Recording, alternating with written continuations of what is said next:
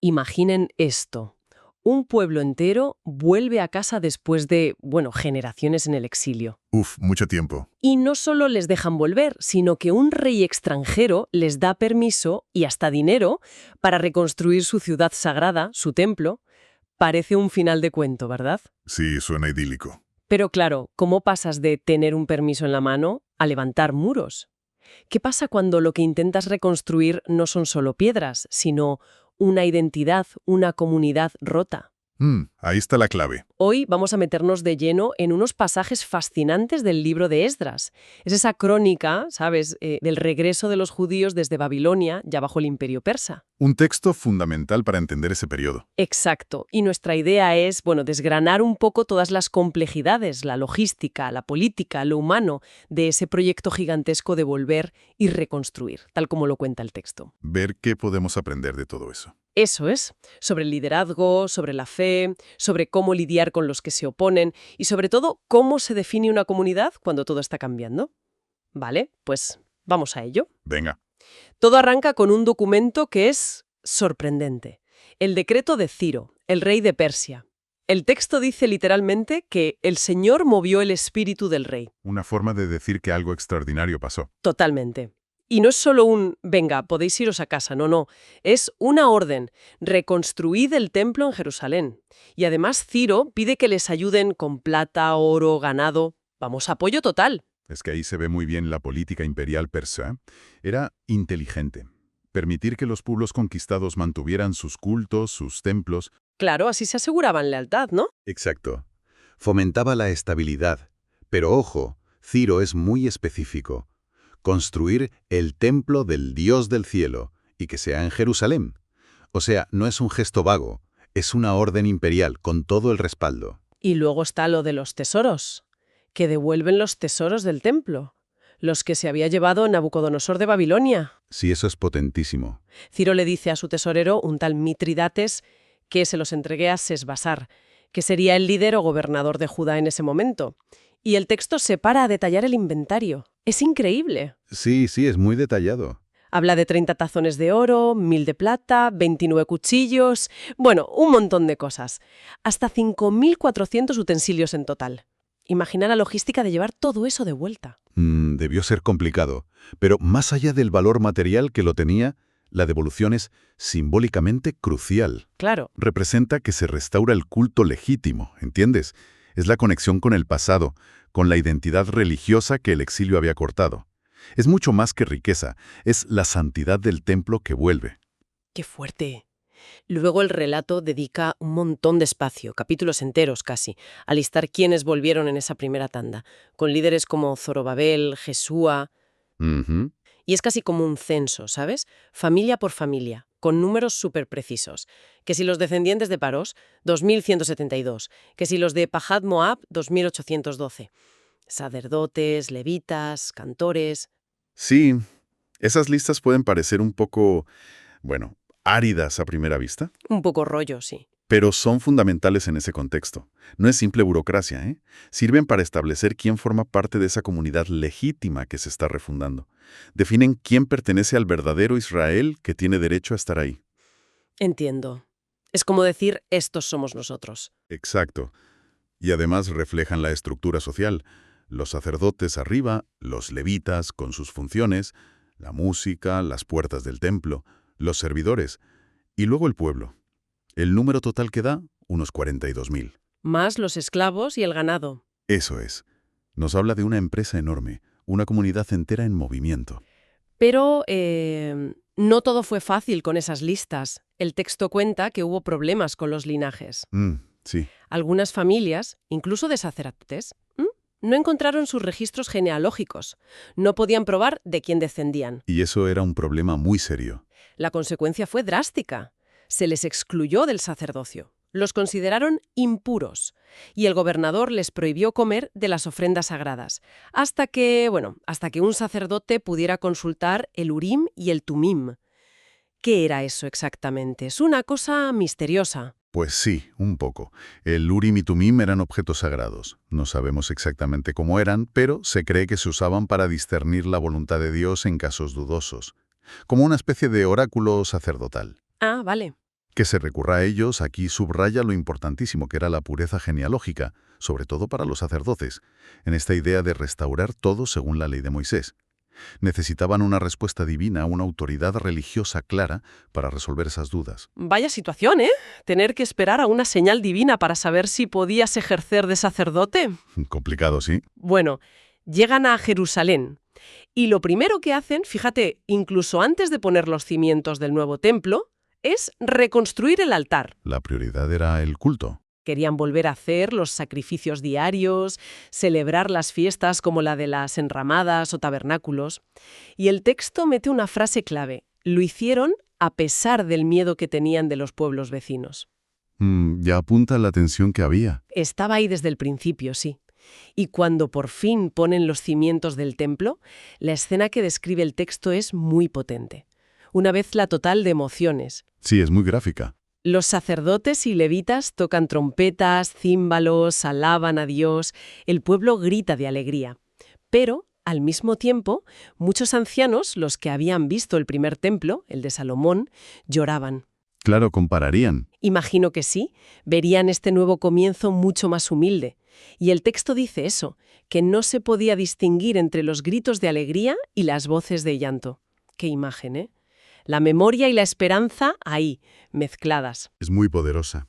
Y como ya adelantaba esa frase del miedo a los vecinos, pues la oposición no tarda en materializarse. Ya. El texto los llama los enemigos de Judá y Benjamín. Probablemente eran samaritanos u otros pueblos que los asirios habían reasentado en la zona mucho tiempo atrás. ¿Y qué hacen? Pues se acercan a Zorobabel y a Jesúa, los líderes, y les ofrecen ayuda para construir. Dicen que ellos también buscan al mismo Dios. Anda. Y aceptan. ¿Qué va? Los líderes judíos los rechazan, de plano. ¿Así, sin más? Su argumento es que el decreto de Ciro les autoriza solo a ellos a construir, a nadie más. Uf. Una decisión delicada, ¿no? Rechazar ayuda, aunque fuera por motivos religiosos o de pureza. Sin duda. Políticamente arriesgada, y las consecuencias son inmediatas. Ese rechazo es la chispa que enciende la oposición activa. Claro. Los vecinos empiezan a desanimar a los que construyen, a intimidarlos. El texto incluso dice que sobornaron a consejeros persas para que pararan la obra. Sobornos y todo. Sí. Y esta hostilidad duró años, durante todo el reinado de Ciro y hasta el de Darío. Incluso llegaron a escribir cartas formales de acusación a la corte imperial. Cartas a los reyes Asuero y Artajerjes. Tenemos una de esas cartas, ¿no? La que mandan Artajerjes. Sí, el texto la cita. Está firmada por un comandante llamado Rejún y un cronista, Simsai, oficiales persas locales. Es un ejemplo perfecto de cómo la política local intenta influir en el centro del imperio. ¿Y qué dicen? Pues acusan a Jerusalén de ser, históricamente, una ciudad rebelde y mala. Advierten al rey que, si la reconstruyen, dejarán de pagar impuestos y tributos, y eso perjudicará al tesoro real. El argumento económico siempre funciona. Siempre. Y le piden al rey que revise los archivos históricos, que comprobará que Jerusalén siempre ha sido problemática. ¿Y el rey les hace caso? Pues sí, temporalmente funciona. Artajerjes ordena investigar. Los archivos, por lo visto, confirman ese pasado conflictivo de Jerusalén. Vaya. Y el rey da una orden, que se detenga la obra, hasta nueva orden. Los funcionarios locales van rápido a Jerusalén y obligan a los judíos a parar.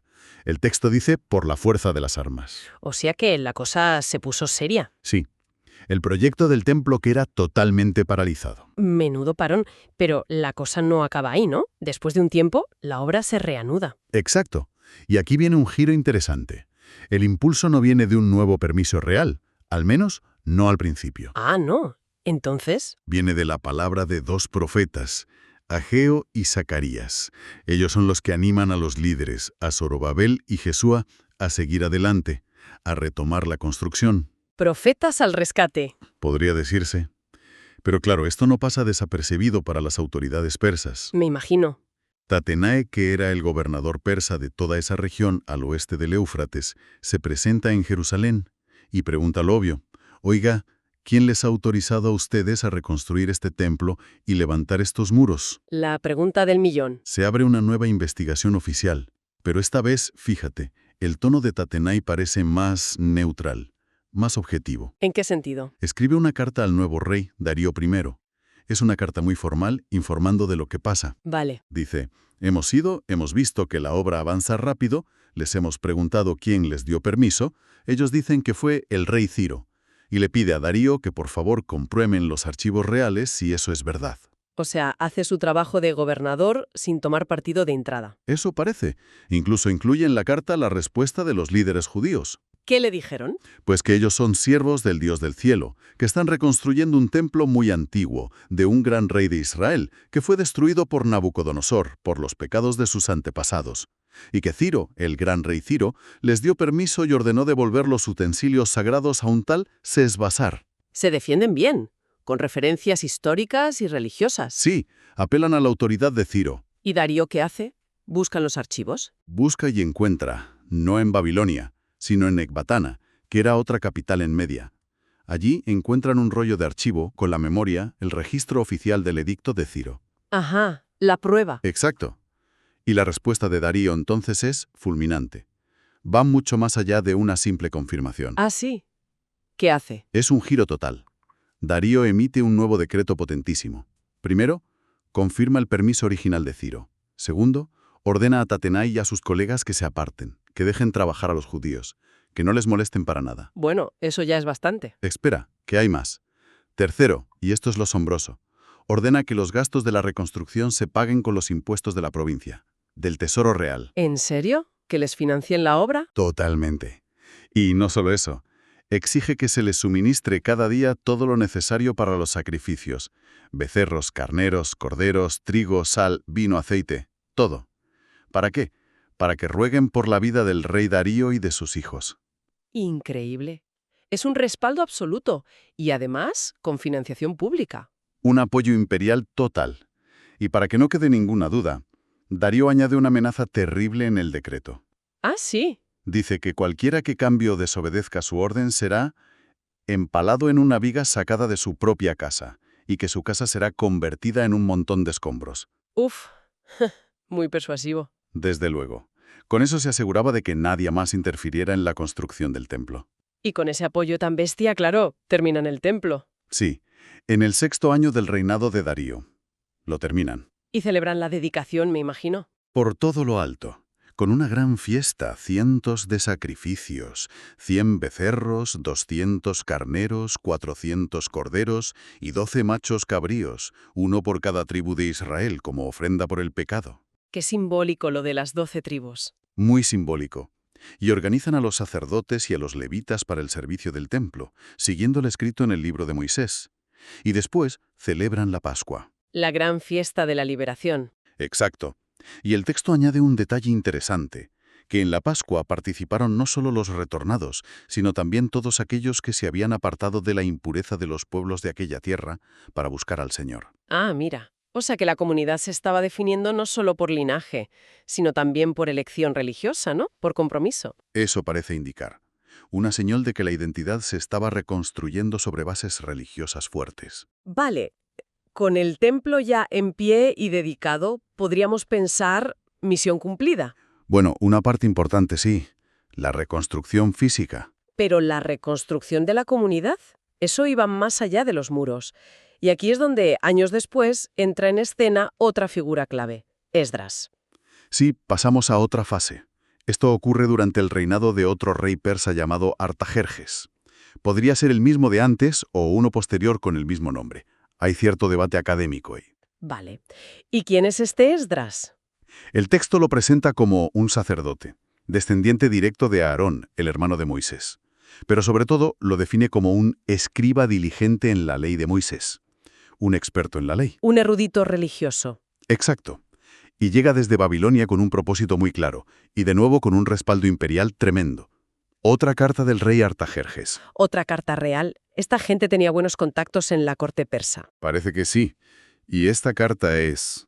Bueno, si la de Darío era potente, esta es aún más impresionante en cuanto a la autoridad que le da a Esdras. ¿Qué dice? Cuéntame. A ver, autoriza a Esdras a llevar a más exiliados judíos que quieran volver a Jerusalén. Le encarga investigar si la ley de Dios se está cumpliendo allí. O sea, una inspección religiosa. Sí, le permite transportar ofrendas voluntarias tanto del rey y sus consejeros como de los judíos de Babilonia, fondos para comprar animales para los sacrificios, y le dice que el dinero que sobre lo use como él y sus hermanos consideren mejor. Vaya confianza. Y hay más. Le ordena entregar los utensilios que falten para el templo. Y ojo, que cualquier gasto adicional se cubra con fondos del Tesoro Real de la provincia. Otra vez financiación pública. Artajerjes le encarga a Esdras nombrar magistrados y jueces. ¿Para qué? Para administrar justicia según la ley de Dios a toda la población judía de la provincia transeufratina. ¡Wow! Le manda enseñar la ley a quien no la conozca, y establece penas muy severas para quien no obedezca la ley de Dios o la ley del rey: muerte, destierro, confiscación de bienes o prisión. Es una delegación de poder religioso y civil enorme. Le está dando autoridad para reorganizar toda la vida judía bajo la ley mosaica con el respaldo de la ley persa. Exactamente. Es impresionante. ¿Y Esdras cómo reacciona a esto? Pues lo ve claramente como una bendición de Dios que puso eso en el corazón del rey, da gracias a Dios, y se pone manos a la obra. Reúne a un grupo de gente para volver con él. ¿Más gente vuelve? Sí, otra oleada de retorno. Se reúnen junto a un río llamado Ahava, pero Esdras se da cuenta de algo. No hay levitas en el grupo. ¡Uy! Y los levitas eran importantes. Fundamentales. Eran los encargados de gran parte del servicio del templo, de la enseñanza, de la música. Sin levitas, la restauración religiosa quedaba coja. Entiendo. ¿Y qué hace? Pues envía una delegación a buscar levitas a un lugar llamado Casifia. Y tienen éxito. Consiguen que se unan varios levitas y servidores del templo. Menos mal. Y justo antes de partir de Babilonia, Esdras proclama un ayuno. ¿Un ayuno? ¿Para qué? Para pedir a Dios protección en el viaje. El texto dice algo muy interesante, que a Esdras le daba vergüenza pedirle al rey una escolta de soldados y jinetes, ¿Por qué? Si el rey parecía dispuesto a darle de todo. porque Esdras le había dicho al rey: «La mano de nuestro Dios es para bien sobre todos los que le buscan, pero su poder y su furor contra todos los que le abandonan». O sea, había presumido de la protección divina. Ah, claro. Quedaría mal pedir soldados después de decir eso. Exacto. Así que deciden confiar solo en Dios. Ayunan y oran pidiendo un viaje seguro. Y funciona. ¿El viaje es seguro? Sí, el texto dice que Dios los escuchó y los libró de enemigos y asaltantes en el camino. Llegan a Jerusalén sanos y salvos. Bien. Entregan los tesoros que traían, plata, oro, utensilios, en el templo todo pesado y registrado con detalle. Parece que la misión de Esdras de consolidar la comunidad bajo la ley va a empezar con buen pie. Todo en orden. Pero entonces, justo cuando parece que todo está encarrilado, los propios líderes de la comunidad en Jerusalén se acercan a Esdras con un problema. Una crisis interna totalmente inesperada. Y muy, muy grave. ¿Qué había pasado? Le cuentan que el pueblo, y también sacerdotes y levitas, no se habían mantenido separados de los pueblos vecinos. ¿Separados? ¿En qué sentido? En el sentido de los matrimonios. Se habían casado con mujeres de esos pueblos: cananeos, hititas, fereceos, jebuseos, amonitas, moabitas, egipcios, amorreos, vamos, los pueblos que la ley de Moisés prohibía por sus prácticas religiosas, consideradas abominables. Matrimonios mixtos. Exacto. Y el texto dice que al hacerlo habían mezclado el linaje santo con esos pueblos. Y lo peor, le dicen a Esdras, es que los príncipes y los gobernantes, los líderes, habían sido los primeros en cometer esta infidelidad. ¿Los líderes dando mal ejemplo? Eso es lo que denuncian. Y esto se presenta como una traición gravísima, una violación directa de los mandamientos de Dios, que según la interpretación de Esdras y los líderes, advertían contra esas uniones para evitar caer en la idolatría y las prácticas paganas. Entiendo. No era solo un tema social o de pureza étnica, era sobre todo religioso. Profundamente religioso. El temor es que esta mezcla lleve a la asimilación, a abandonar la ley, y provoque de nuevo la ira de Dios que, según su fe, había sido la causa del exilio en primer lugar. Es una amenaza existencial para la comunidad que intentaban reconstruir. ¿Y cómo reacciona Esdras al oír esto? Su reacción es visceral, devastadora. El texto dice que se rasgó el vestido y el manto, se arrancó pelos de la cabeza y de la barba, y se sentó angustiado, desolado hasta la hora del sacrificio de la tarde. ¡Qué imagen! Extiende las manos a Dios y hace una oración pública impresionante. ¿Qué dice? Es una confesión de culpa colectiva. Reconoce la vergüenza, los pecados desde los antepasados, admite la justicia del castigo del exilio, pero también la misericordia de Dios al permitirles volver y tener un pequeño renuevo. pero lamenta profundamente esta nueva infidelidad. Dice algo como: «Y después de todo esto que nos ha pasado, vamos a volver a quebrantar tus mandamientos, emparentando con pueblos que cometen estas abominaciones. ¿No te enfadarás contra nosotros hasta consumirnos, sin que quede remanente ni escape?» Es una oración llena de angustia y de temor a perderlo todo otra vez. Totalmente. Muestra que para él, esta crisis interna era tan peligrosa, o incluso más, que la oposición externa que habían sufrido antes. Atacaba el corazón mismo de lo que significaba ser el pueblo de Dios según su visión. Una comunidad santa, separada, fiel a la ley. Mientras Esdras está ahí, orando, llorando, postrado ante el templo, se reúne a su alrededor una multitud muy grande de hombres, mujeres y niños. Y toda la gente llora amargamente también. Se contagia la conmoción, el sentimiento de crisis. Y entonces un hombre llamado Secanías toma la palabra y propone una solución radical. ¿Qué propone? Le dice a Esdras: hemos pecado contra nuestro Dios casándonos con mujeres extranjeras, pero aún hay esperanza para Israel respecto a esto. Y propone: hagamos ahora un pacto con nuestro Dios, de que despediremos a todas las mujeres extranjeras y a los hijos nacidos de ellas. Despedir a las mujeres y a los hijos es durísimo. Durísimo. Y añade que lo hagan según el consejo de mi señor Esdras y de los que tiemblan ante el mandamiento de nuestro Dios. Y termina diciéndole a Esdras: levántate, porque esta es tu responsabilidad, y nosotros te apoyaremos. Esfuérzate y actúa. Le pasan la pelota a Esdras, pero con apoyo popular. ¿Exacto? Y Esdras actúa inmediatamente. ¿Qué hace? Hace jurar a los principales sacerdotes, a los levitas y a todo Israel que harían conforme a lo que había dicho Secanías. Y juraron. Un juramento colectivo. Sí. Y luego convoca una asamblea general obligatoria en Jerusalén. Da un plazo de 3 días para que todos los hombres de Judá y Benjamín se presenten. Con una amenaza seria.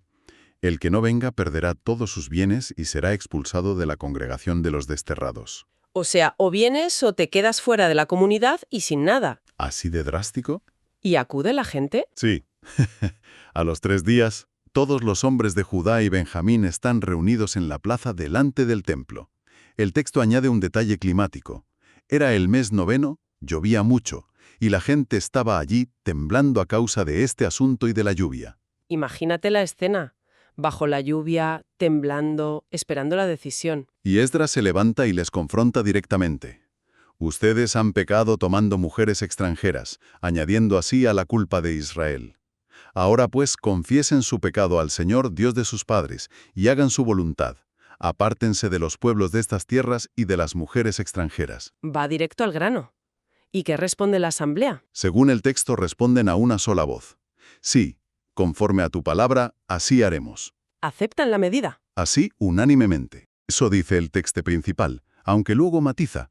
Reconocen que hay mucha gente implicada, que es época de lluvias y no se puede estar mucho tiempo a la intemperie, y que el asunto no es cosa de un día o 2. Es complicado logísticamente. Claro. Así que acuerdan un procedimiento. Que los jefes representen a toda la asamblea, y que todos los que en sus ciudades se hayan casado con extranjeras vengan a Jerusalén en fechas señaladas, acompañados por los ancianos y jueces de su propia ciudad, para resolver cada caso individualmente, hasta que se aparte de ellos el furor de la ira de Dios. Un proceso organizado para llevar a cabo la separación. Eso es. El texto menciona que solo 4 personas se opusieron a este plan, pero no tuvieron éxito. Y se lleva a cabo, se hace esa investigación. Sí, se nombra una comisión encabezada por Esdras y por jefes de casas paternas escogidos por nombre, y se reúnen desde el primer día del mes 10 hasta el primer día del mes 1, o sea, durante unos 3 meses, para examinar todos los casos. 3 meses investigando matrimonios. Sí, y el libro de Esdras termina de forma muy abrupta, justo con eso. Una larga lista de los hombres que se encontraron culpables de haberse casado con mujeres extranjeras. Una lista de nombres. Sí, empieza por los descendientes de los sacerdotes, y dice que estos se comprometieron a despedir a sus esposas y a ofrecer un carnero como ofrenda por su culpa. Sigue con levitas, cantores, porteros y luego otros israelitas. Va dando nombres y más nombres. Y ese es el final del libro. Ese es el final. El último versículo es escueto y deja un sabor amargo, quizá. Todos estos se habían casado con mujeres extranjeras y algunos de ellos tenían hijos con ellas. Punto final. Uf, ahí acaba la crónica. ¡Qué intensidad! Un viaje increíble desde aquel permiso de Ciro, la alegría del regreso, la reconstrucción con obstáculos, el apoyo imperial, hasta esta dolorosísima purga interna. Un recorrido lleno de altibajos, sí. Entonces, resumiendo un poco, ¿qué nos deja toda esta historia? ¿Qué sacamos en claro? Pues yo creo que lo fascinante es ver esa interacción constante, ¿no? Entre lo que ellos percibían como la voluntad de Dios, la política súper pragmática del imperio persa, que a veces ayudaba, a veces obstaculizaba según sus intereses, el liderazgo humano, con figuras como Ciro, Darío, Zorobabel y sobre todo Esdras, con su celo por la ley, y las tensiones y complejidades de la vida real de una comunidad. No fue fácil. Nada fácil. La reconstrucción no fue solo levantar piedras, fue rehacer el tejido social y religioso.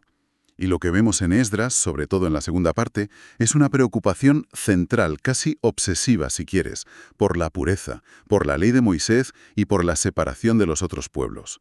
Veían eso como la única manera de preservar su identidad como pueblo de Dios en un entorno que consideraban peligroso o contaminante. Una identidad basada en la ley y en la separación. En esa visión, sí. Y una reflexión final quizá para quien nos escucha. El relato, como decías, termina ahí, de golpe, con esa lista, con esa medida tan drástica de la separación de familias. No nos cuenta qué pasó después con esas mujeres, con esos niños expulsados. No, el texto no lo dice. ¿Qué implicaciones humanas tuvo eso? ¿Qué consecuencias sociales a largo plazo? Y si lo traemos a hoy, ¿cómo resuenan todavía esas tensiones entre mantener una identidad colectiva fuerte, a veces definida por la separación, y la relación con los otros, con lo diferente, en nuestras propias comunidades, en nuestras sociedades? Da para pensar, ¿verdad? Esa tensión entre identidad y apertura, entre fidelidad a lo propio y relación con lo ajeno, sigue siendo un tema muy actual. Sin duda. Algo sobre lo que seguir dándole vueltas.